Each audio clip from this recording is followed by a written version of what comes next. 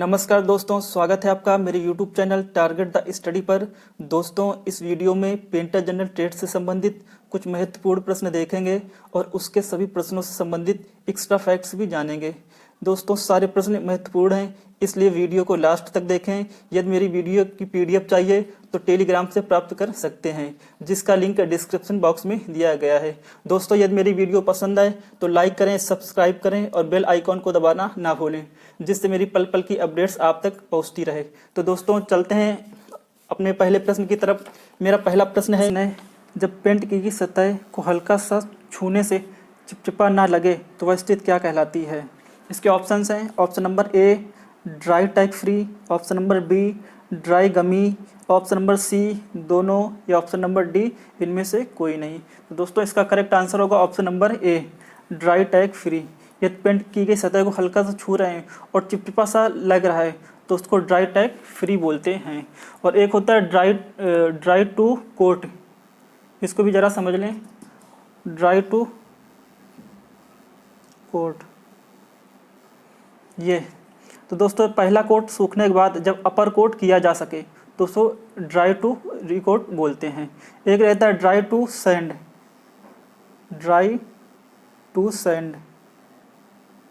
यह होता है जब पेंट सूखने के बाद जब पेंट को सैंड नहीं किया जा सके तो उसे ड्राई टू सैंड कहते हैं। तो इसका करेक्ट आंसर होगा option number A dry tag free. चलते हैं अगले प्रश्न की तरफ। प्रश्न नंबर 2, एग सेल फिनिश क्या है?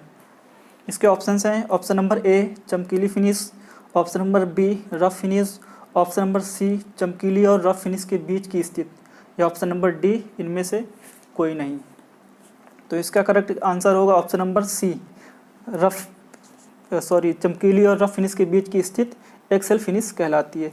एग सेल का मतलब क्या होता है दोस्तों? एग मीन्स रहता है अंडा, ठीक है। अब अंडे की फिनिश कैसी रहती है?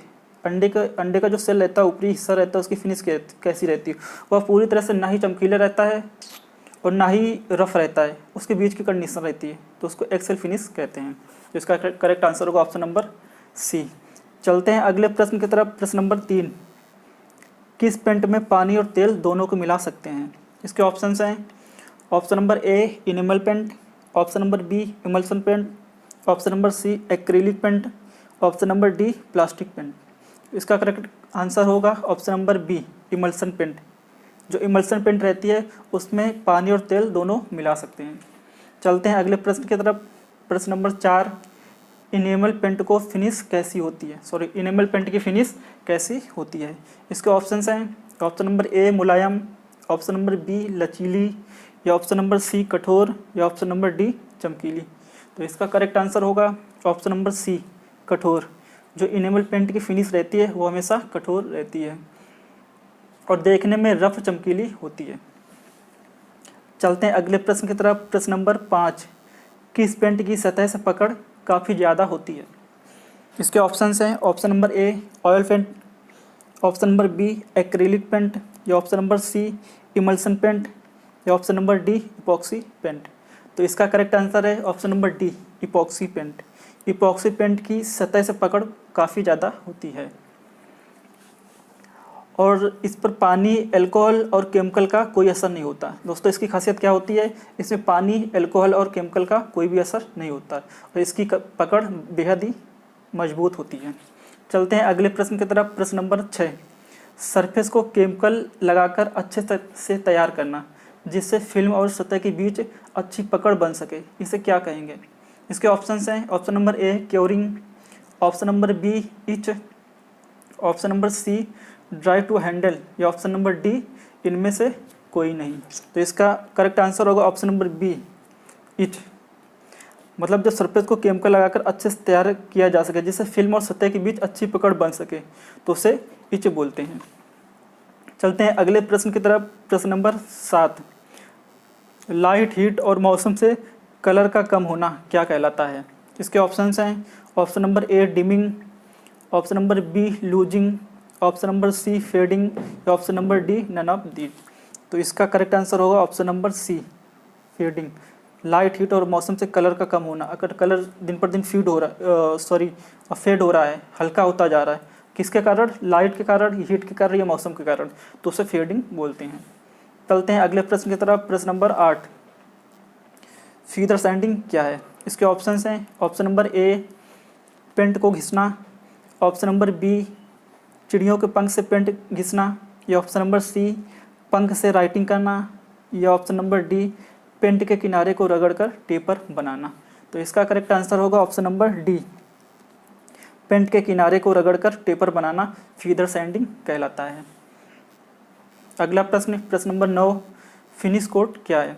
इसके ऑप्शंस हैं, ऑप्शन नंबर ए जिस कोट से चमक आती है वह फिनिश कोट कहलाती है, ऑप्शन नंबर बी कठोर सतह वाली कोट फिनिश कोट कहलाती है, या ऑप्शन नंबर सी आखिरी कोट फिनिश कोट कहलाती है, या ऑप्शन नंबर डी खुरदरी कोट फिनिश कोट कहलाती है। इसका राइट आंसर होगा ऑप्शन नंबर सी आखिरी कोट। जो आखिरी कोट होती है दोस्तों वह फिनिश कोट कहलाती है, जिसे अपर कोट भी बोलते हैं। चलते हैं अगले प्रश्न की तरफ। प्रश्न नंबर 10, ऐसी पेंटिंग का दोष जो नमी या कमज़ोर एडिशन से आता है। ऐसी पेंटिंग का दोष जो नमी या कमज़ोर एडिशन से आता है। ऑप्शन हैं इसके, option number A peeling, option number B blistering, option number C wrinkling, या ऑप्शन नंबर डी चॉकिंग। तो इसका करेक्ट आंसर होगा ऑप्शन नंबर बी ब्लिस्टरिंग। जो नमी या कमज़ोर एडिशन से दोष उत्पन्न होता है वह ब्लिस्टरिंग कहलाता है। ब्लिस्टरिंग बोले तो पेंट के लेयर के ऊपर फफोले बनना। चलते हैं अगले प्रश्न की तरफ। प्रश्न नंबर 11, एल्किड पेंट में कौन से थिनर का इस्तेमाल करते हैं? इसके ऑप्शंस हैं, ऑप्शन नंबर ए वाटर का, option number B paint thinner का, option number C lacquer thinner का, या option number D linseed oil का। तो इसका करेक्ट आंसर होगा option number C lacquer thinner का। एल्किड पेंट में हमेशा लाइकर थिनर मिलाते हैं। चलते हैं अगले प्रश्न की तरफ। प्रश्न नंबर 12, यदि पेंट की गई सतह पर पपड़ी नुमा सफ़ेद नमक जैसा दिखने लगे तो कौन सा दोष आता है? इसके ऑप्शंस हैं, option number A efflorescence, option number B peeling, option number C wrinkling, या ऑप्शन नंबर डी एलिगेटरिंग। तो इसका करेक्ट आंसर होगा ऑप्शन नंबर ए इफ्लोरोसेंस। यदि पेंट के सतह पर पपड़ीनुमा सफ़ेद नमक जैसा दिखने लगे तो उसे इफ्लोरोसेंस बोलते हैं। और दोस्तों रिंकलिंग झुर्रियाँ बनना, एलिगेटरिंग अगर घड़ियाले जैसी पेंटिंग उभरी हुई, कहीं उभरी कहीं फ्लैट कहीं कहीं चिपकी हुई ऐसी दिख रही है घड़ियाल जैसी, तो एलिगेटरिंग होती है। पीलिंग छिलके जैसे उतरना वो पीलिंग होती है। तो इसका करेक्ट आंसर होगा ऑप्शन नंबर ए इफ्लोरोसेंस। चलते हैं अगले प्रश्न की तरफ। प्रश्न नंबर 13, यदि सतह असमतल है तो कौन सी पेंट से सतह को समतल बनाया जा सकता है? इसके ऑप्शंस हैं, option number A semi gloss paint, option number B flat paint, option number C eggshell paint, option number D high gloss paint. तो इसका करेक्ट आंसर होगा option number B flat paint. अगर कोई असमतल जगह है उसे डायरेक्ट पेंट मारना है तो हमेशा फ्लैट पेंट का प्रयोग करेंगे। अगला प्रश्न, प्रश्न नंबर 14, यदि गंदी सतह पर पेंट कर दिया जाए तो कौन सा दोष आता है?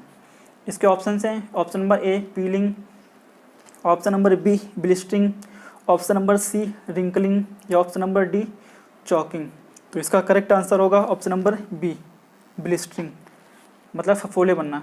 यदि गंदी सतह पर पेंट कर दिया जाता है, सतह को अच्छे से साफ नहीं करते हैं और उस पर धूल मिट्टी जमी रहती है और उसे डायरेक्ट पेंट मार देते हैं तो वह हमेशा ब्लिस्टरिंग दोष उत्पन्न हो जाता है।